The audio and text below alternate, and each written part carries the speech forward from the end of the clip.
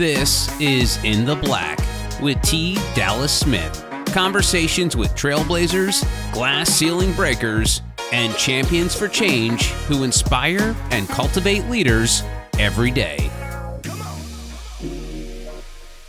My guest this week is a remarkable leader and a champion of minority business development and advocacy. Leona Barr-Davenport has spent more than 25 years as the president and CEO of the Atlanta Business League, the oldest organization of its kind in Atlanta. Under her leadership, the ABL has been instrumental in creating and expanding opportunities for minority-owned and operated businesses. She is a visionary, a trailblazer, and an inspiration to many. Leona, welcome to the podcast. Oh, thank you so much. It's such a pleasure to be here. And you know you're one of my faves, so I have to say that. Well, it's a mutual love affair, indeed. So let's go way back. Can you tell us about your upbringing in Hemingway, South Carolina, and how it has influenced your career path? Sure. So I'm going to start by saying I don't remember anything about being born in Hemingway, South Carolina. Okay. I was born there after being born and probably being a baby in that space. We moved to Johnsonville, South Carolina, which is only 5 miles away. And that's where I grew up. We grew up in a farm. We were sharecroppers. Farm tobacco, corn, wheat, cotton. My mother had one of the most beautiful gardens in all the land. She not only fed her children, her family, but she fed other people too. My father was a hard worker. I'll call it his vice. His only vice was that he loved to deer hunt. So as a result of that, he would never, at the end of the farm year, go and try to get a full-time job, which is what many of the men in the community did. He would do odds and ends and do work for others. So I grew up realizing that you ate what you killed. And that's what we did. We worked. Unfortunately for us, we thought it was unfortunate. The children, there were 10 of us, 10 children total. I was number 7. The number of perfection. Yes, I was number 7. After me came twins, a boy and a girl. Unfortunately, they were stillborn, so we did not have the pleasure of being raised with them. And then my youngest sister. So 7 of us were raised in the household, 1 boy and 6 girls. And we just did what we did to survive. Wow. We knew what poor was. We knew that we didn't have what a lot of other people had. But what we had, with my mother being such a fantastic cook, anything she put on the table was just fantastic. So that was my upbringing. And even on the farm, there are certain harvest times of the year that they would keep us out of school to help on the farm, to work on the farm during harvest time, during times that you had planting season where you had to plant certain things. What was very interesting to me as I reflect back on it is that, we did what we had to do as children because we knew we had to do it. And we really weren't bothered by it until the school bus would come by with the other children on it. And there just seemed to be something that just didn't feel good about that when that would happen, but even with us, experiencing that in some ways feeling less than to some degree, I would not take anything for my journey. Yes. I assume you pick cotton, you pick tobacco. You've done that. We picked cotton, harvested tobacco. You didn't pick it. The way you. I'm a city boy, so you can see I have no idea. I know. So just to give you an idea, tobacco, once you plant it and you fertilize it and do everything that you need to do, it's in the summer months that you have to crop it. And so the croppers were always boys and men. So they would go to the field and they would crop. And you did this weekly until it was completed. They would crop from the bottom up. The leaves at the bottom would actually ripen first, if you will. And I'll use that term. I think it's another word, but it would ripen first. So they would have to crop those bottom leaves. We didn't have farm machinery and all of that, so we had a mule or Mm. mules, and my father and my uncle and the other men would make what they would call a drag. And that drag was actually just a rectangular box that came up about 4 feet on each side.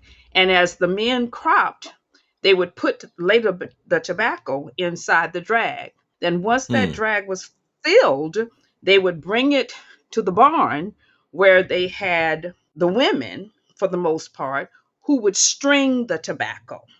And so, in order to string the tobacco, you would put 2 to 3 bundles, 2 to 3 stalks, leaves of the tobacco together, and you'd hand it to someone who would string it on a stick. And you'd string it on a stick till you got to the end, you tied it, and then you would take it in to the pack house, into the Mm. barn at that time, actually the barn.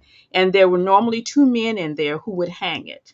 And I don't know if you've ever been in a barn before, Dallas, but a barn can Mm. go up, I'm going to say what we would term right now for people to understand it, 2 stories.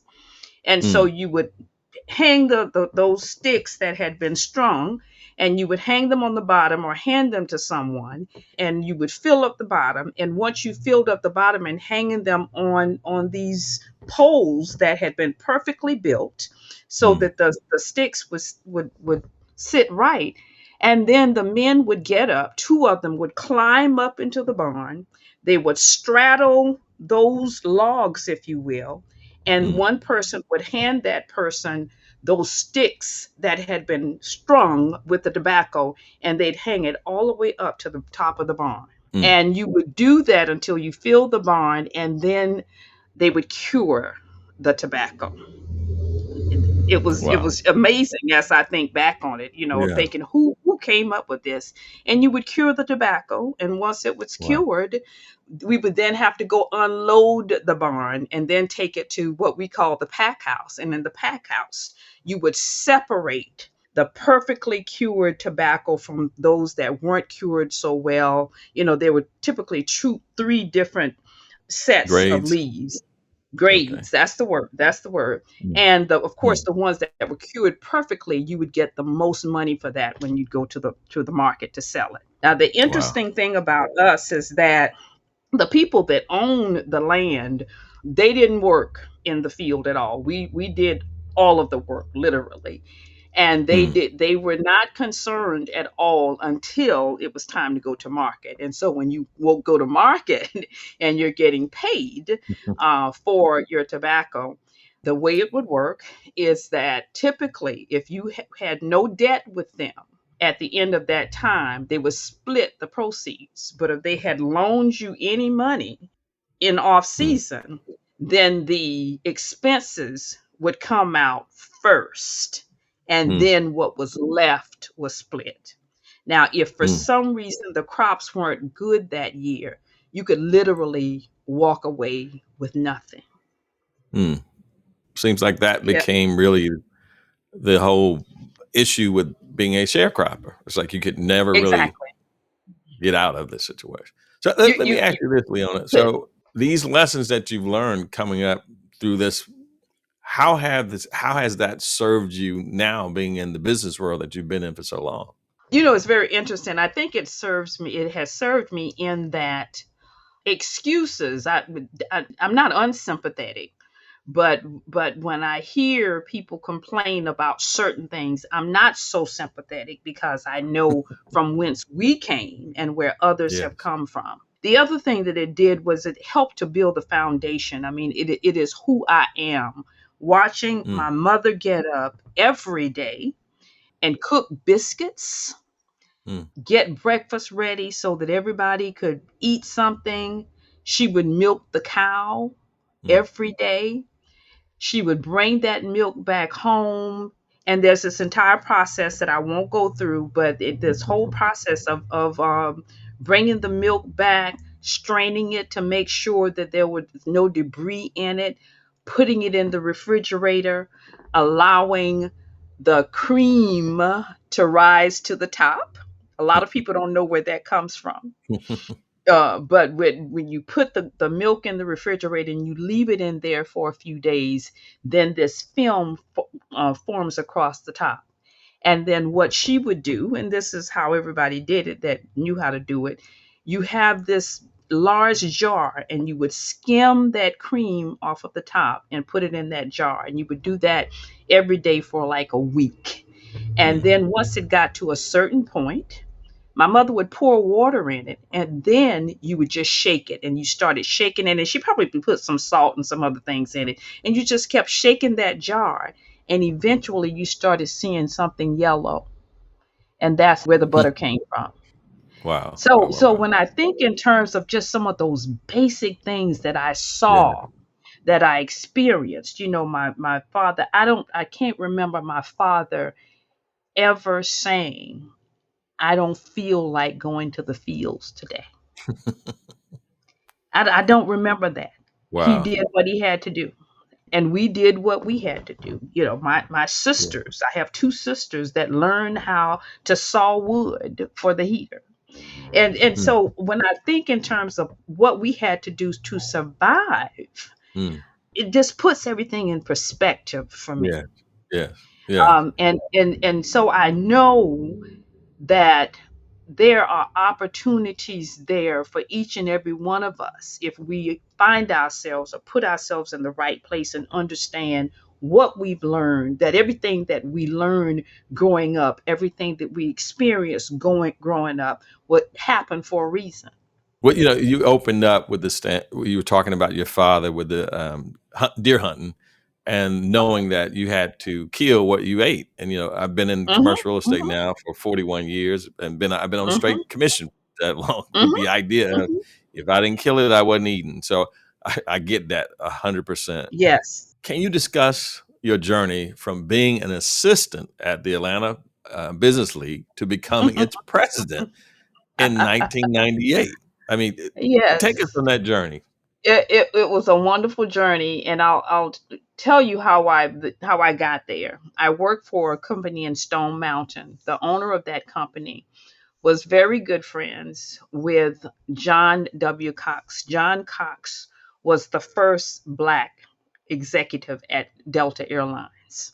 Mm. He was the community affairs executive in with Delta, and well known all around the city. John Cox chaired the board of the Atlanta Business League for many, many years, probably single-handedly responsible for the Atlanta Business League's doors being kept open for many, many years. Wow. So, as a result of their relationship, and I was working for the company in Stone Mountain, the owner said, Leona, I'd like for you to represent the company at the Atlanta Business League.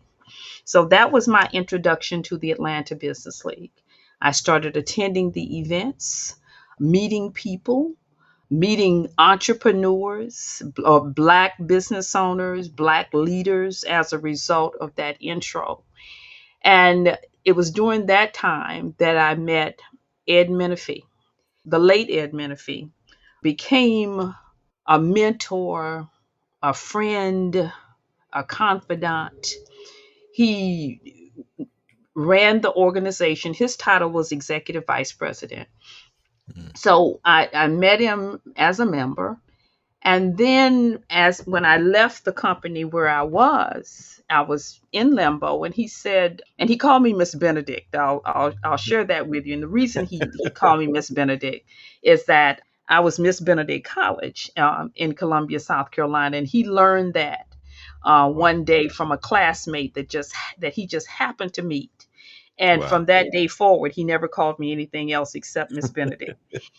Ed, when I came to, he said, Miss Benedict, why don't you come and work with the Atlanta Business League while you look for what you want to do? And I said, sure. I didn't have anything to lose. And so in doing so, I learned more about the inner workings of the organization. I came in 88, and then Ed Menifee decided that he was going to move on. When he decided to move on, my plan was to be with the Atlanta Business League for 2 years. Mm. And let me say this, I served on the board prior to, as a representative for my company then, prior to leaving the company.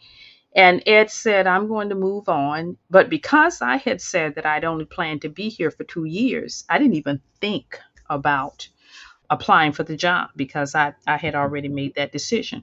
Mm. So another president came in, stayed for 4 years. At the end of those 4 years, I was in the bathroom one morning getting ready, and the board had decided they were going to do a national search for the president. I still was not interested, even though this was now 6 years later.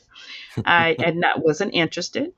I was in the mirror getting ready for work, and this voice said to me, I mean, literally called my name. You're the Mm. best person for the job. And so I heard it and I paused and I literally looked around. I didn't say who said that, but I literally looked around because it was so strong. After I thought about it, I said, "You are the best person for the job." Mm. And I made it known to a few people. I said, I'm interested. I'm going to apply for the job. And even though everyone knew that I worked hard, that I knew the organization, that I loved the organization, it was not an automatic walk in. There were still those who believed that we needed to do a search and we needed to look at others.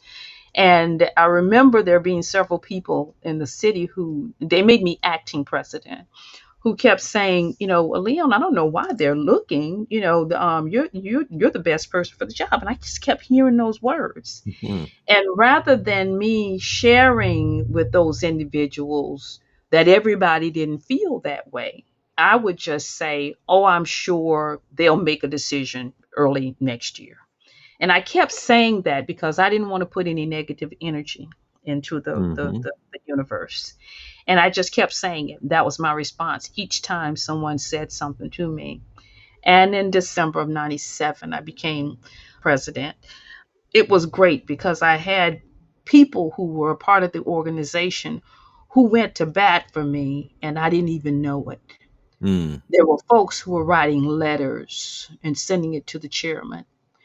Mm. Uh, there was one person in a board meeting who just stood up, from what I understand, and said, I don't know why we're going through this. Leona is the Mhm. best person for the job. Those words over and over and over Wow. again. And so that's how I became president of the Atlanta Business League. I walked in as a Mm. volunteer representative from my company.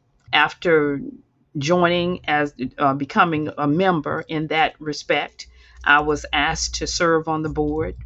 After serving on the board, then I was asked by Ed Menifee if I would consider working with the organization. I came in as executive assistant to the president. As they say, the rest is history. Yeah. So here we are 25 years later. Uh, Exactly. Exactly. so yeah, Exactly. so you talk about John Cox and Ed Menifee.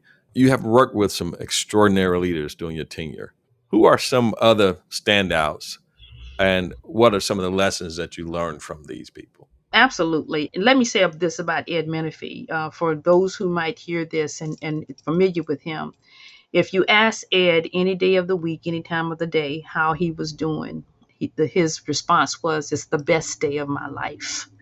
So I heard that for Mm. years. For years, Mm. it's the best day of my life.